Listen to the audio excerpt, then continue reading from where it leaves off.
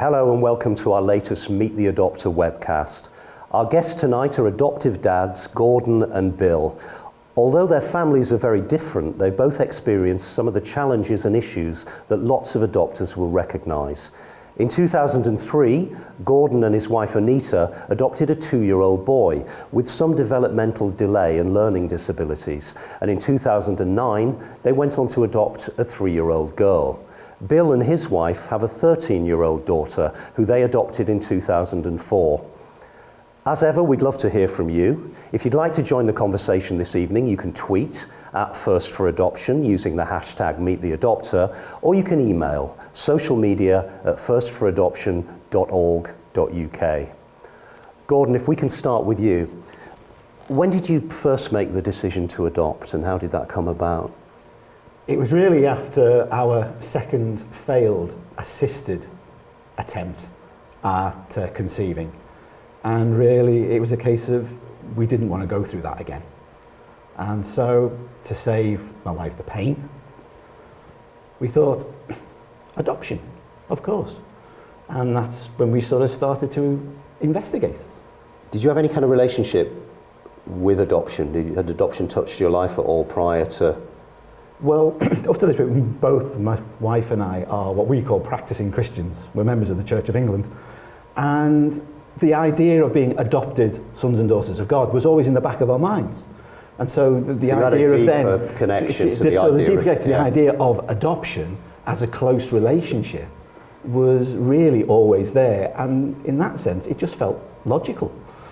And a lot of people, that's interesting, a lot of people when they have to make that adjustment, they have to call time on the exhausting and traumatic business of IVF and almost grieve for the fact that perhaps they're not going to be able to have a biological family. Do you think that mindset, if you like, that experience, that understanding of what adoption might be, help cushion that blow a little bit for you and help ease that transition and your expectations about what your family was going to be and how you're going to have it? I think you're absolutely right. It did, because adoption was not something strange to us in that respect. It was something that we considered normal. And so, yes, that grieving for the child that you'll never have was cushioned, was lessened. It's still there, but it is very much in the background, yes. Yeah. What about for you, Bill, and your wife? Yeah, we decided to adopt because we couldn't have our own child, and we decided, it's a very similar story in as much as we didn't want to go through all the grief of IVF and all the rest of it. And my wife was an adoptee, so it seemed a natural lead-in, and that was our way of dealing with it. So she had that insight and that very personal connection. She was an adoptive and hadn't done her any harm. Fantastic. So we thought that would be our way to have a child. So I didn't feel any sort of grieving or anything for a child I didn't have, to be honest. I don't know why, but maybe well, perhaps you also had that connection, you had an understanding through your wife, if not through other people, that adoption wasn't second best, it was just a different... No, I adopt her, I'm proud. So you made the decision to adopt. When you then started to think a bit more and investigate the process and imagine perhaps, have a fantasy of the kind of family that you were going to have, how prescriptive were you? How did you think, right, we're going to have one child, we'd like a boy, we'd like a girl, we'd like siblings? Did you take it that far, or were you quite open? Well, we assumed we'd only have the one, well, just to see, to start off, and so it followed through quite simply, really. It was just a couple of phone calls before an agency came down the road, our local agency, who of course couldn't deal with it, so they sent us on to another who saw us through all the process, and it was all quite straightforward, really. But the only problem was that I was travelling quite a bit at the time, so it took a bit longer possibly than it normally would.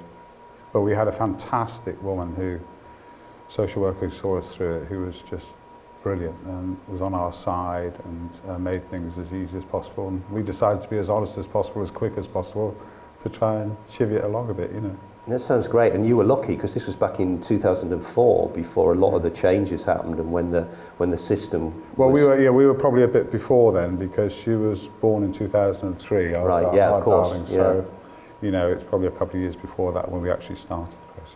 What about for you, Gordon? Well, we considered ourselves to be rather old to be adopting at the time. What age would you have been at the time? I was 40. Ancient, yeah. Yeah, absolutely. Over the hill. Archaic, completely.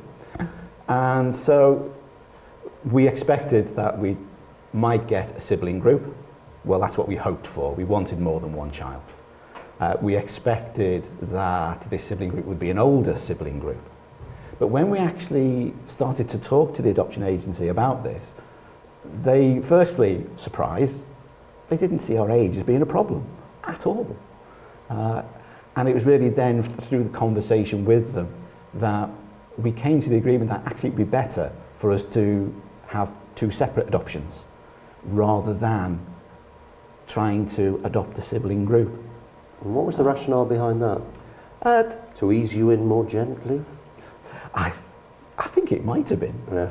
Yeah. Some of it may have been concern over our support network because both mine and my wife's parents lived quite a long way away from us. Our siblings lived quite a long way away from us. So some of the, what you might consider automatic support network or closest support network wasn't there in that context.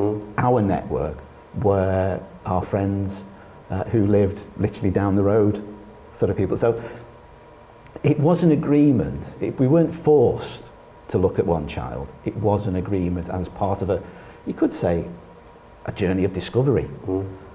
And we ended up with our son. A fine young lad, really. So that's where we were. But we always wanted to adopt a second. So let's stop at the moment with your son and we'll go on to your daughter a bit later.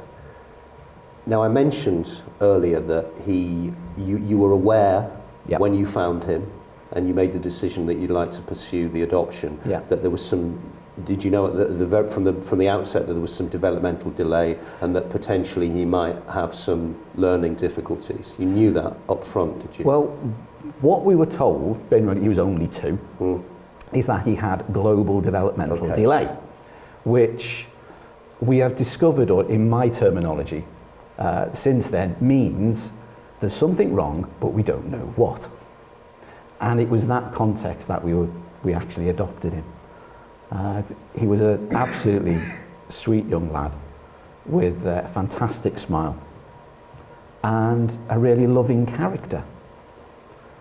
And it's over time that, as he's got older, that the medical profession have been able to give a more accurate diagnosis of things like severe learning difficulties, ADHD, autistic tendencies, all these sorts of things. But what I always say about him, he has probably one of the biggest compassionate hearts of anyone I have ever met. But you weren't to know that. You maybe sensed it when you met him, but you were it sounds like you were very open. I mean, one of the things that's difficult, I think, for people who haven't been through the adoption process, and I always hate that word because it makes it sound very clinical, but in many ways it is, isn't it? It's about ticking boxes, it's about making decisions and you know, quite serious decisions. Yeah, very important decisions. And what I'm driving at is one of the most difficult decisions, I imagine, is this idea one is presented during the process of adoption with a piece of paper that says, you need now to consider, we know that adopted children, sadly, in this day and age, come with a number of potential issues and challenges because they may have experienced neglect or worse. But you are presented, for people who don't know, with a piece of paper that asks you to tick or cross certain potential medical conditions, etc. Tell me about, if you wouldn't mind, both of you. One has to be really honest, I would imagine, about we'll talk about the kind of questions that you had to address when you looked at that bit of paper. If memory serves, it was about 2 pages of small writing of ticks, yes, no, maybe. And from fetal alcohol syndrome to autism, etc., to eating disorders, to, I can't remember. It was a massive range of different things, you know, asking not just about the child, but would you accept this child if there was mental health issues in the family somewhere, and so on. And it went into quite a bit of detail like that. And so, yes, my wife and I did discuss this as we went through this list of what we felt we could accept and what we felt we couldn't. And in some ways, it was a journey of discovery for ourselves as to, it helped us understand what our thoughts were, what our expectations might be for the person that we would ultimately adopt. What about Sadly and very superficially, we made it very clear at the outset that we were hoping for just a baby as normal as possible, you know, and just sort of... Despite the fact that we all know there's no such thing as exactly, normal. Exactly. So we were complete wimps like that, you know. I don't know. I think it's a really, really well, personal we were honest decision. anyway. Yeah, it's a very personal decision, isn't it? Yeah. And they were very good about the way they dealt with it, you know. Yeah. So you'd had those conversations with yourselves, and then somehow you found your children. What was that like? How did that happen? Was there a moment when you thought that's the one? You saw a picture, you read a profile. I'll ask you, Bill. Well, where we were based, my wife's mixed race, and the particular group that we were with, there were no mixed race babies, because at the time they were matching parents with the babies, you know. I mean, now people say that she looks like Mary, or sometimes they say she looks like me, poor little thing, you know. But I'm sorry, I just lost my thought then. Well, that's all right. I wondered what it was like when you first found her. Oh yeah, no. I mean, we didn't have. We were moved on to another borough, and basically she was the first one that came up, and so we didn't really think about it. So it was a really smooth ride for you all the way along the line, by the sounds of it. We've been incredibly fortunate. You know, I mean, we have been fortunate from that point of view. Yeah. She was the first one who came up. It felt right. It did, yeah. I mean, but you know, you hit the ground running. I mean, you know, when you're introduced to the bubba or the child, you know, you have a week when there's that crossover period. It's a quick learning curve, and then all of a sudden, there you are, from having been 40 odd years single. Then you have this bundle of joy. So were you in your 40s? I was, yeah. As well, yeah. So they did say to me the yeah. first day they came out, I said, if age is a problem, then just don't come back, you know. And no one ever mentioned it again. They were very good. We know there's but we live longer now, don't we? Yeah, absolutely. Well, as we know, there's no upper age limit to apply to adoption. But I do wish that we'd done it when I was younger, I have to say. You know, I think it would be... My mother and father would have been... My mother particularly, who's not alive anymore, was the best grandmother to my brothers and sisters' children. And she didn't get the chance to... She met her, and she knew she loved her, but my mother was a bit more detached then, so she missed out on that sort of support to being an older father. But then there are other benefits, I'm sure. Wit and banter. Absolutely, wisdom. Yeah. Wisdom. What about for you, Gordon? Was there a kind of light bulb moment when it sounds like you sensed this warmth in your son? And well, what originally happened is once we were approved as adopters, our social worker came to us with a number of prospective children, which she thought would match the sort of things that we said that we could deal with and could work with. And he was amongst them, really. And in cases you see him, and this absolutely cheeky smile, which he's still got. And that was really it. We said yes to this young lad. And so the whole process then started to move forward. The authority he was coming from was in a very different part of the country to where we lived. So part of that was because in his move, at least one of his birth parents must not know where he lived at all, which was one of the reasons they were looking sort of farther afield. And that's really, it sort of moved on very quickly from there to the point of introductions and then placement. What then happened, we had a 2-year waiting before he was actually adopted, officially adopted. This was primarily due to legal issues from the birth parents' side of things. So yes, it was a long, long That time. must have been quite exhausting, having that uncertainty. It was in the regular case meetings that used to be held to check on his progress. His social worker changed almost for each meeting, which helped delay things as well. It was a tough time, but You got there. we got there in the end, and he was then officially ours. I recognise what you're saying. It's quite a scary moment. The first time you bring this child home, said the son was 2, and you suddenly have this realisation that I'm now responsible for this person. Your life has changed forever. Indeed, for the better. And theirs, hopefully. It's not confined to adopters though, is it? A number of friends of mine who've had all my friends who've had biological children, you know, it's until that little alien arrives in your household, Yes. you don't really understand the gravity and the huge change in your lives, and you suddenly think, what do we do now? Which I'm sure you did when your children It arrived. is. Well, sometimes it's slightly different when they arrive still being able to move themselves around. Yeah. As Roseanne said, at the end of the day, they're still alive. You've done your job. Yeah, absolutely. Yeah. I'm interested in the idea, perhaps again starting with you, Gordon, that you knew potentially that a number of potentially quite profound issues were going to arise with your son. Yeah. Did you discuss with your adoption agency, or were there forthcoming support plans and help available to you? Was that flagged up at the beginning? Was that something you negotiated?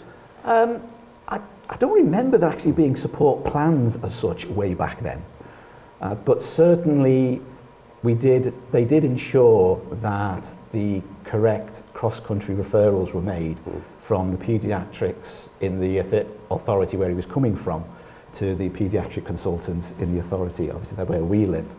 And so we were quite quickly matched with a consultant paediatrician who thankfully has been the same one for all the time he's been with us. Wow.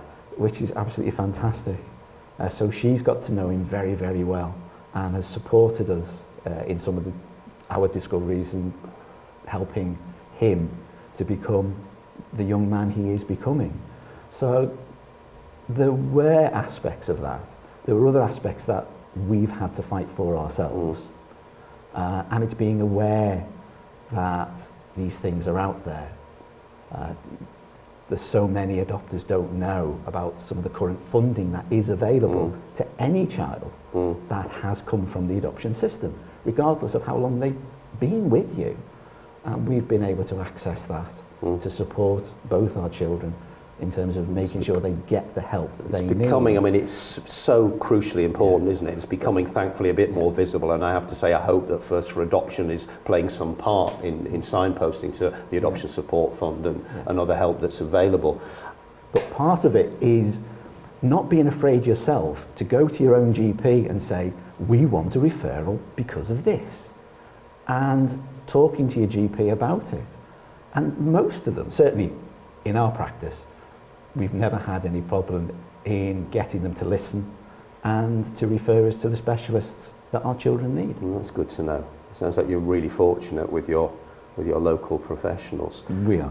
I'm putting a lot of onus on your son, which is unfair as he's not here, but you're his dad, so thank you for sharing that with us. Can we talk a bit more generally about the sort of stuff that an adopter learns in the study period, in the preparation period before your child arrives in your family?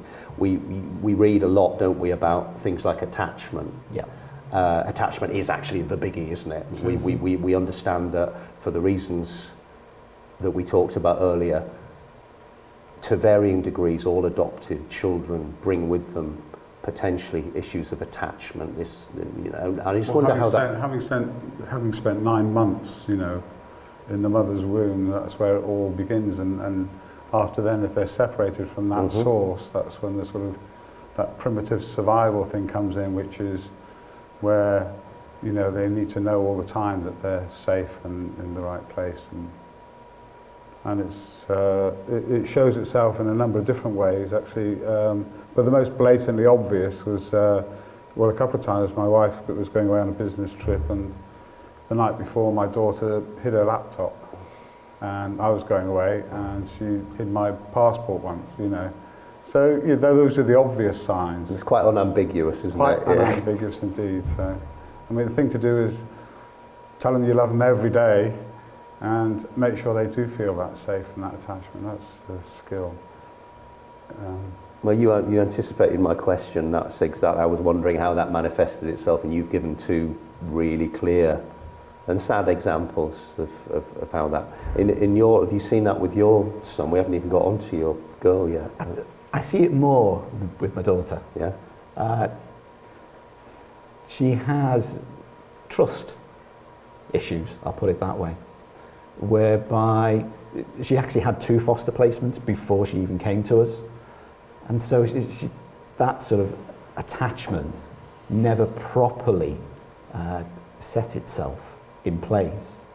And it's hard work for her and for us to actually try and get her to trust that when mum and dad say this is going to happen, it really does happen. She's constantly having to ask and ask again, and kind of query and query again, and check again, before she can then sort of settle. So that's most clearly where you see it. It's not that she's pestering, she just wants to be sure. Can I just rewind a sec? I just think it's quite important to say that in our particular case, we didn't go for all the support that was offered. My wife had a social worker since she was 18, and she just wanted to get away from the social worker. So we neglected that side of things. And I would say to anyone who wants to adopt is to get whatever support is out there, try and find out as much as you can, and things have moved forward. So, I mean, if I knew then what I know now, it would probably be an easier path for my daughter, and also subsequently for us. I think it's really important that people do get that help, and we're getting that help. So you are now? You are now? We are now, yeah. Well, that's good. And how's your daughter doing? No, she's doing good. I mean, she's a fantastic kid. Yeah. I mean, she's a really brilliant kid. She's, you know, bright, likes a joke and all the rest of it. But, you know, as I say, when she's bad, when she's not bad, but when she's having meltdowns or, you know, amygdala hijacked, I think that's one of the phrases, isn't it? Then she doesn't know what she's doing really, and it can be quite sort of traumatic. It must be very scary for her as well. I mean, I think that's one of the things that I keep trying to do, is try to see it from how she is, because I think the way she is, I mean, in boxing parlance, she's the thriller in the amygdala every day, you know. She's sort of quite sort of, she's always looking out for the exits. Not as obvious as that, but she's very highly tuned to what's going on around her. But she's fantastic. She's a good kid. Well, and sadly, you know, that's, as you say, that's not about her, that's about what she's experienced. Yeah. It's sadly quite common, and you were nodding and recognising some of that, Gordon. And it is what I was trying to explore with you. It's this idea there are certain, sadly, common experiences and themes and behaviours that we do hear from many, many adoptive families. Another thing that we hear from a lot of adoptive families is the vexed question of negotiating the education system, and I wondered how I wondered how that had been for you. How has school been for your children? Sorry, how long is this webcast? Yeah, again? sorry, yeah, we'll extend. My son's foray into the education system did not go particularly well. He initially started off in mainstream with additional funded support, supposedly one-to-one additional support. But the reality is the vast majority of mainstream schools just do not understand special needs, inverted commas, that are not just physical. Particularly if you have a child who looks normal, not that we know, you know, doesn't exist, but looks normal, looks like everyone else, but actually they have special needs inside. And a lot of schools just can't cope with it. They don't understand it. And unfortunately, the school that my son went into, it was a difficult experience. Considering he was only in reception, he was never, how shall I put it, officially excluded, but there was at least one day a week where he didn't go into school. So no, it wasn't a great experience. Fortunately for us, the head teacher also recognised some of the issues, and so we were able to work together to have him to move over to special needs school, where they did understand him, they got him, and he began to thrive. And I know some people are actually fearful of the label special needs, and particularly special schools. But the reality is they are fantastic places.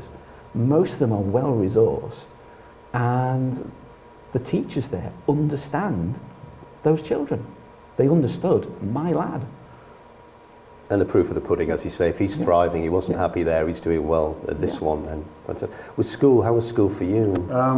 Yeah, no, school has had its ups and downs, mostly ups, I suppose. When she first started, I remember going to see the teacher at her very first teacher thing, and they said to me, well, what can we say about your darling daughter? She's a born leader. People will follow her whether they want to or not. Okay. So, you know, I said, well, do you like her? You know, because I thought, well, that sounds as though she's being a bit bullying, you know, and all that sort of stuff. Oh, no, we like her. But so it's part of her thing is she likes to be in control, you know, being hyper vigilant and all the rest of it. Likes to know what's As an adopted person, I think I'm allowed to say that, and maybe your wife may have something to say about this too, but that sometimes goes with the territory, doesn't it? Yes. Yeah. And so she was, because she was quite confident, at least outwardly, and quite a strong character, she did well in education. She did okay, but I mean, it was funny, her friends were generally the people that she could control, so, you know, so it was quite an interesting mixed bunch of friends. But she then went on to another school, and that's when she first sort of had a bit of a meltdown, and it was a bit disruptive, and it sort of threw them a bit, even though they should have seen all this before. And that was quite difficult, although we did introduce the school to the, you know, Great Behaviour Breakdown. There's a guy called Zach Hom who's very good on and all of this. A lot of people would know of him, yeah. Yeah, and he's fantastic. He's the person who's been helping us, and so we got him to go in there and talked to a couple of teachers, and there was a couple that picked up the baton and ran with it who were really good, and they got her. It's exactly what you're saying. They suddenly, you know, got her, and a lot better than others just weren't very good at all. Subsequently, we've taken her from that school, and she's gone from a school of 400 to 1,600, and we were concerned that, you know, transitions and all that sort of stuff, it's not great. She's handled it really well so far, you know, so early days. Great. So. We talked a bit about support from professionals, and I keep using the word support because it's one of the themes of this year's National Adoption Week, in the sense that the call to action, if you like, for National Adoption Week this year, as I'm sure you know, is support adoption. So that can mean anything from let's all put our hands up and say we believe that adoption is a good thing in our experience, and people should try and understand more about it. And in that spirit, I wondered, aside from the professional support, what kind of support, and you mentioned support networks at the very start of this conversation, what kind of support have you had from other places, from friends, from family, and how important has that been over the years? Vital, I think, is the simple answer to that. In our own case, it's been because of geography. It's mostly been so you said friends, your family weren't close. The fellow members of our church, who we have had to, at a drop of a hat, ring up and say, help. And they've been there, literally on the doorstep, to sit with one child or the other while we dealt with the other. So, the simple answer, we wouldn't have coped if it hadn't have been for those sort of people who will come in at the drop of a hat. One time we had a power cut at the house, and we literally had to just abandon our area and go half a mile down the road to a friend's who still had power. People who will let you do that, they're really vital. What about for you? Do you have similar support from friends? And friends and a few family. My brothers and sisters are a bit older, so, you know, they like to pass the children on.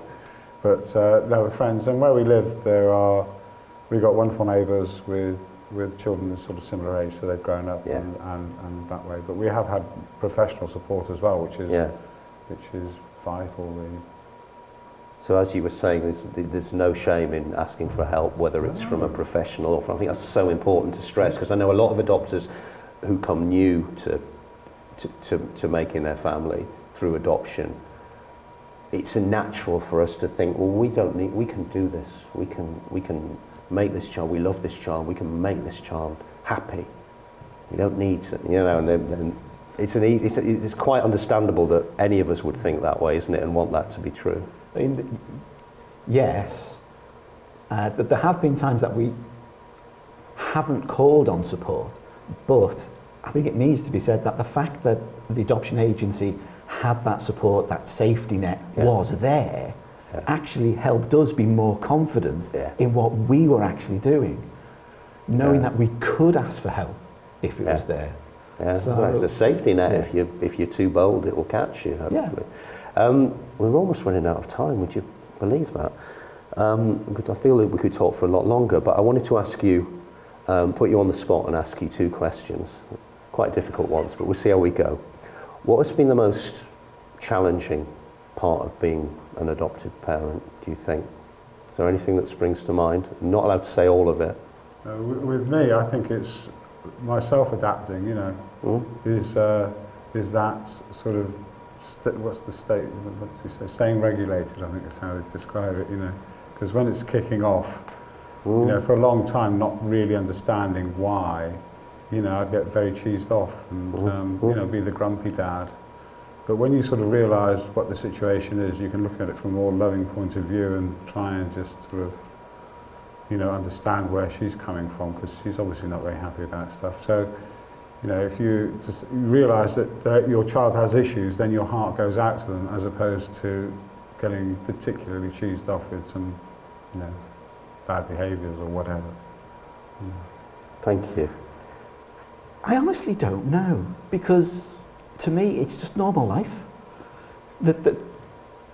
Sort of, my children are who my children are, their characters are what their characters are, and that is the way we live our life. I don't know if it's actually more difficult or more challenging, because that's normal for us. Wow. The glass is not half full, it's 3/4 full. Absolutely. That's amazing. Yeah. All right, so I'm wondering what you'll say to what's been the most rewarding bit then, if that's what you say to the challenging bit. What's been the most rewarding bit about So the being a most dad? rewarding bit about being a dad is actually being called dad. I remember, really, it made me sort of beam, smile. The first time I was referred to as my son's dad and my daughter's dad, that has been fantastic. The hugs you get, even now, 15, my son, when he comes in from school, first thing he does, massive bear hug. Love it. I think I'd Bill and say I are both similar, going to go.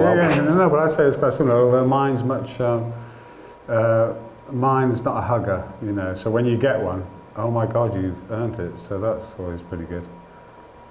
But it's just watching them grow and develop, and it's just fantastic, I think we need to leave it on this feeling, don't you? Thank you very much for sharing this and being so honest. That is all we've got time for. And of course, there's more information on our website at firstforadoption.org.uk. And of course, you can also call our information line during office hours between 10 and 6, and that's 0300 222 0022. Thank you, Gordon and Bill. Bye-bye.